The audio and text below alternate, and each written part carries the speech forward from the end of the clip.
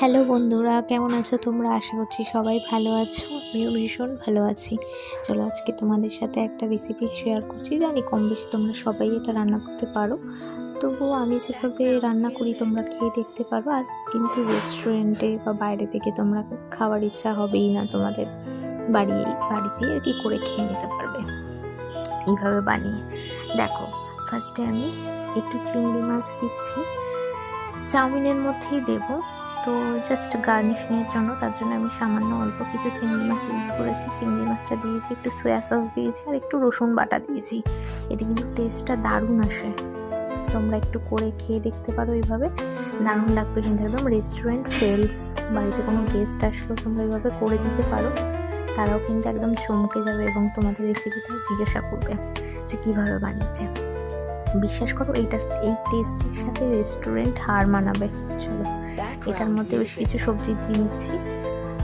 গাজর, বিনস এবং ক্যাপসিকাম। আমি একটু বেশি করে গ্রিন ভেজিটেবলটা নিয়েছি, কারণ আমাদের এখন বড়দের বাচ্চাদের সবারই আমাদের সবজিটা বেশি করে খাওয়াটা দরকার। জানি বাচ্চারা খেতেও ভালোবাসে না সবজি, তো এইভাবে চাউমিনের মধ্যে দিয়ে দিলে কিন্তু তারা কিন্তু একদম চেটে ফুটে খেয়ে নেবে।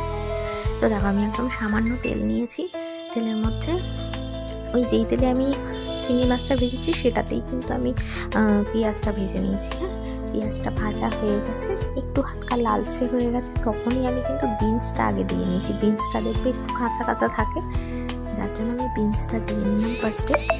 বিনসটা দিয়ে এবার একটুখানি নেড়ে আমি একটু নুন দিয়ে নিচ্ছি। আচ্ছা হ্যাঁ, আর একটা কথা, আমি কিন্তু এই পুরো রেসিপিটা সামান্য অল্প তেল দিয়ে বানাচ্ছি এবং আমি কিন্তু এটা কিন্তু অলিভ অয়েল দিয়ে বানাচ্ছি, ঠিক আছে?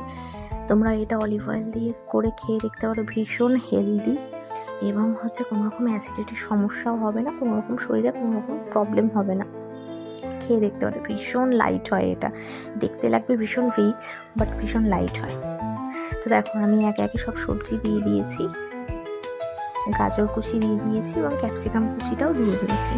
দিয়ে এবার ভালো করে আমি এটা মিক্স করছি। তোমরা যতটা পরিমাণ সবজি দিতে ইচ্ছুক ততটাই দিতে পারো। আমরা একটু বেশি করে ভালোবাসি, তাই আমি একটু বেশি করেই দিয়েছি। দেখো, বেশ কিছুটা আমি ভিনিগার দিয়ে নিয়েছি, তাতে সবজিটা একটু সফট হয়ে যাবে। কারণ আমার তো এটা তো একদম কম তেলে রান্না করা হচ্ছে, যার জন্য ভিনিগারটা দিলে একটু তাড়াতাড়ি এগুলো গলে যাবে সবজিগুলো।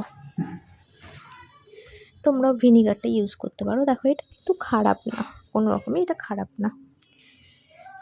ভিনিগারটা দিয়ে একটু বেশ কিছুক্ষণ আমি একটু নাড়াচাড়া করে রেখে দিলাম, একটু ছেড়ে দিলাম যাতে এটা একটুখানি সেদ্ধ হয়। একটু হালকা সেদ্ধ হয়ে এসছে, আমি তখন দেখো আমি একটু